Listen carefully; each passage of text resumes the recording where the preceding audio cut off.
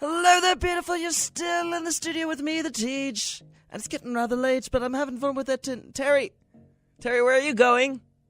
What? You got food delivered here? Where are you delivering? Who's delivering to the studio? Oh God, he's gone. This works just as well. All right, so long story short, I have to recap every single time in that sort of sense. So, everyone out there who's listening, maybe you haven't heard, but there is a bizarre castle that turned up over the winter break, and gnomes apparently have been colonizing this tiny little castle that they made. It's absolutely beautiful. It's absolutely decadent. And over the course of the past couple of weeks, we have found that, in fact, gnomes have populated our studio here.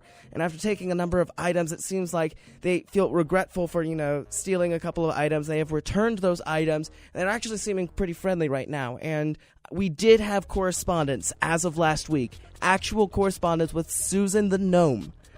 And she wrote a wonderful little letter, apparently a fan of the show as well, and has usually been listening, and so I wanted to write back to her after initially starting up conversation with her, but unfortunately I haven't heard back from her in the past week. I don't really know what that means, too. It seemed like we were going so well. We were having, a relationship building up right there, listener to broadcaster, or, maybe even peer-to-peer. I don't know. We share the studio space together, and I felt really confident about it. But again, I wrote back, and I still have yet to hear a reply. I don't know specifically what that means. It could mean a lot of things, but I'm just wondering why, ultimately. Are there other people in her gnome colony that don't appreciate contacting outsiders? Or maybe this is like another prank that Terry's going with. I don't know.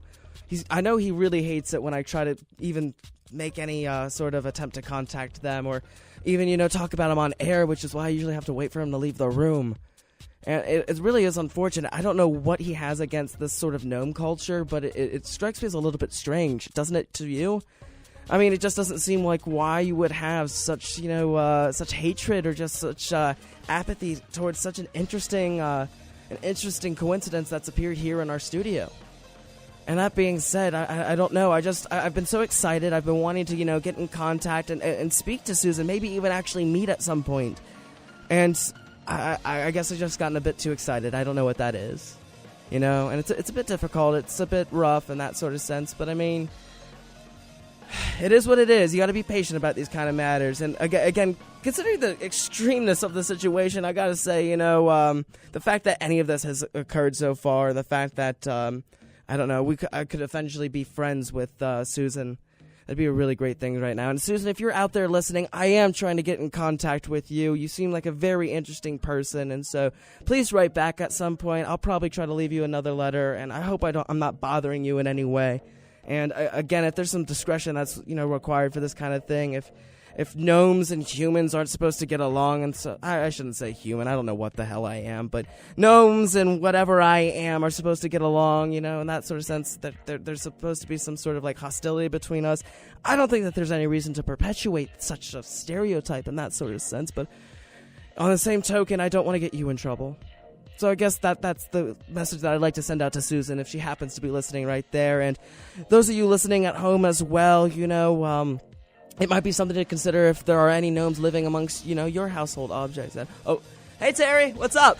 I was thinking about playing one of our PSAs, that sort of thing right there. I think it'd be a good opportunity to do that right now. How about you, right?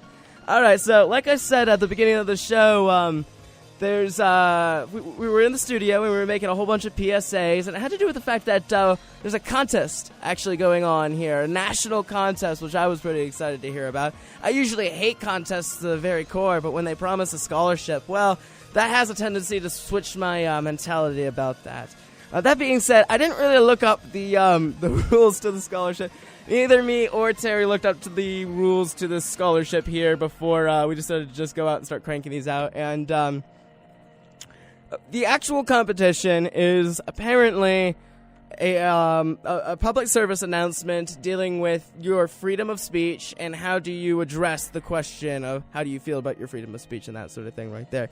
Which, personally, I don't think that's that great of a topic. That seems like you get a whole bunch of mundane answers. And I don't know if I even try that sort of thing. I don't know about you, Terry, but I recently read a report from the Reporters Without Borders, that sort of sense right there, where they ranked each country by their freedom of speech. And I'm sure I shared this with you before. I have to imagine I couldn't keep this to myself. We ranked 49th in the country, so, that sort of thing to sort of scoff at and that sort of thing to be a snooty about. So I would definitely write something sarcastic. That may not go over so well in the national level. What do you think, Terry? Yeah, it really just wouldn't work out. So that being said, we did come up with some PSAs, though, and I think that they were pretty fun to do, so I'd like to share them with you now. Without further ado, I guess we'll just get those cranked out. So which is this first one, Terry? Okay, we just the regular promo that we got right here, so we're going to load it up here and see how this goes.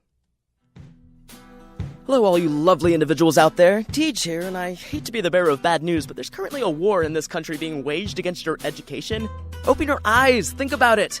Easier to control and manipulate? There are those that look to profit from your ignorance. Do not let them win. Critically think, read a book, and share new ideas. That's all for now. Keep questioning and surrender sanity. Frightened by shadows in the autumn leaves, we wore stolen hearts. Okay, so I wrote that one, actually, but it was Terry's idea, and it wasn't a half a bad idea. I actually kind of liked that one, and so that's what I was surprised about. It was some good working between me and Terry going on right there. And so I think that would work towards something. I mean, it's an exercise of freedom of speech for sure. We'll see what we can do with that. Or if anything, maybe we can turn it in for a project or something like that. Oh, wow. Gonna kick it back over to some music because we got some new music. I'm really excited about this. I mean, it's not particularly that new, but that being said, though, it's awesome, and you may have not heard it before. So here's Blues Song by Mint Royale.